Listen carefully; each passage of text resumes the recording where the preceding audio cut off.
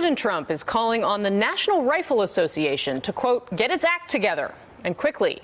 Those comments come after the New York Attorney General opened an investigation into the NRA. AG Letitia James is digging into the lobby's finances and its tax-exempt status. The New York Times reports that James's office has subpoenaed businesses affiliated with the organization.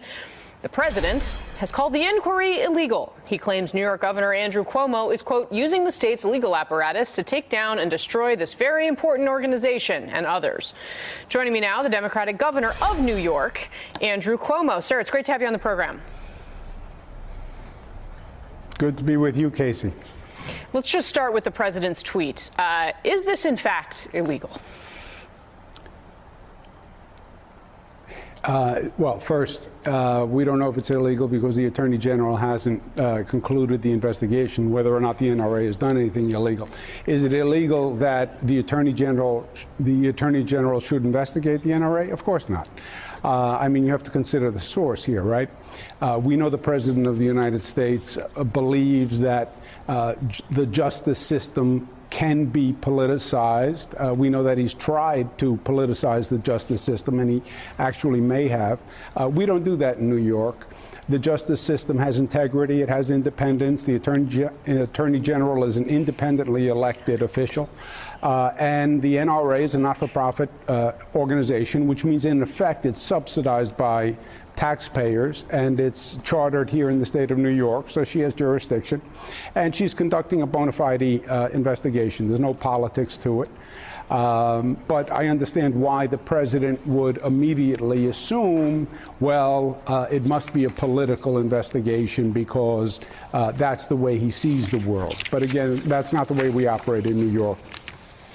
Based on what you know about the state of things at the NRA, are the finances actually worse than we've already seen in public? There has obviously been some extensive reporting about this, but there are also some whispering that it's going to get worse for them, not better.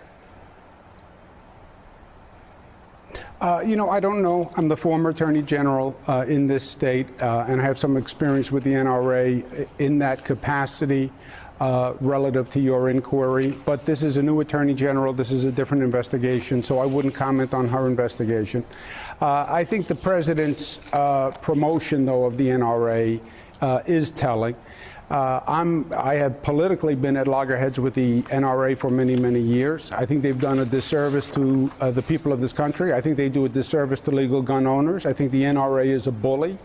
I think the President of the United States is afraid of the NRA. I think their power in the Republican Party is very, very strong. And I think you see how the NRA plays the president and how they pull his strings. Remember, Cassie, the Parkland, Florida shooting. And in the immediate aftermath, the president almost sounded rational on the issue of guns. He was talking about universal background checks. He was talking about possibly raising the purchase age to 21. He was questioning whether or not we needed assault weapons in the first place. He even called the GOP senator who was taken aback, afraid of the NRA. Then the NRA came in, and the NRA said, here's the script, follow the script. And he did a 180.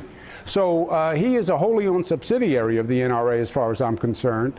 And it's done a tremendous disservice to the people in this country.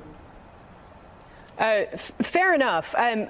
Forgive me, we're running a little bit short on time, and I just want to make sure that before we go, I get a chance to ask you about Joe Biden, who is a longtime friend of yours and who just jumped into the presidential race, has seen some positive polls in recent days that show him a much more commanding frontrunner than perhaps we anticipated. What do you see as the number one potential pitfall for the vice president as he runs this race? Who's we when you say we anticipated? I always thought that Joe Biden was the right person to run for president at this time.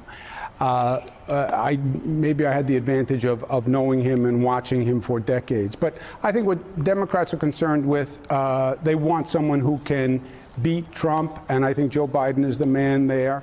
I think they want someone who understands what this race is all about. And it's not just about specific issues. It goes much broader and deeper than that. It's the character of the country, its values, its priorities. And Joe Biden represents that. And they want someone who can actually get something done once elected. You know, the Democrats' problem, I think, has been their failure to actually provide results in people's lives. People can't eat rhetoric. They need more income. They need more bread. They need more jobs. And Joe Biden can actually get something done. It's not the politics of symbolism. He will be a person who can have a government that actually delivers. So I don't see pitfalls for him. It's going to be a big and heated primary, and it should be. That ultimately is good for the Democratic Party.